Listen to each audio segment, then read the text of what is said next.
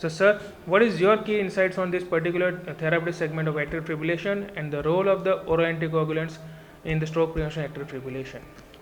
See, as age increases, the chances of atrial fibrillation increases. See, in the age of around about 50, chance of is almost 5%. As the man grows or woman grows, in 80 years, it is chance almost 80%.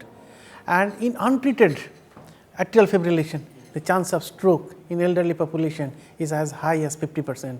So, it must be treated. So, we have different modalities of treatment. Previously, we had only warfarin, that is the comorbid group of drug. Now, we have 4 drugs, newer drugs, NOACs are available, and that should be selected judiciously in patients with atrial fibrillation. Today, we shall mostly discuss on non-valvular atrial fibrillation.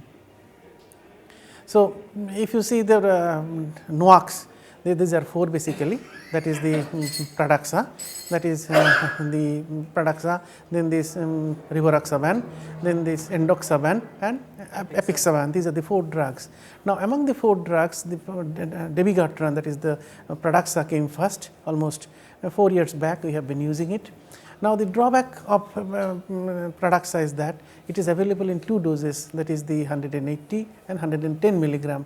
The patients with high comorbidities and elderly age group, we frequently use 110 milligram twice daily.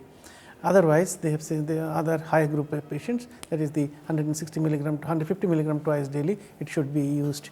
The chances of cerebral stroke is little higher compared to similar dose of warfarin. But the difficulty is that recently we have got the antidote for this products, that is the dabigatran, but that is not widely available, and the chances of stroke, gastrointestinal hemorrhage is also higher. I have used dabigatran antidote in 2 or 3 cases. Results are of course gratifying. Now, if the patient has got renal dysfunction, that is if the EA level is less than 30, creatinine clearance less than 30, you cannot use this dabigatran. There the role of apixaban and this rivaroxaban can be given. But the trial of this rivaroxaban, that is the ROCKET trial, they have showed the chances of cerebral hemorrhage is higher with rivaroxaban compared to warfarin. Again, this apixaban is also used in clinical practice. There is the 5 milligram twice daily or 2.5 milligram twice daily. It can be used up to the renal clearance of 30. So, in patients who have got really renal compromised, that is the creatinine clearance is less than 30, we have got no option apart from warfarin. So, that is the drug in advanced renal failure. These drugs are widely available. Now, the difficulty is that as the patient has got to take regularly, cost is a little higher.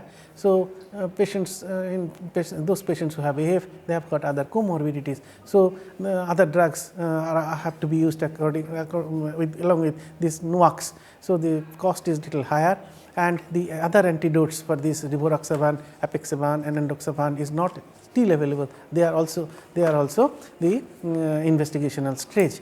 That is the detoxifier is the dabigatran, others are factor Xa inhibitor. So, these are we have been using in clinical practice depending on the cases as other comorbidities.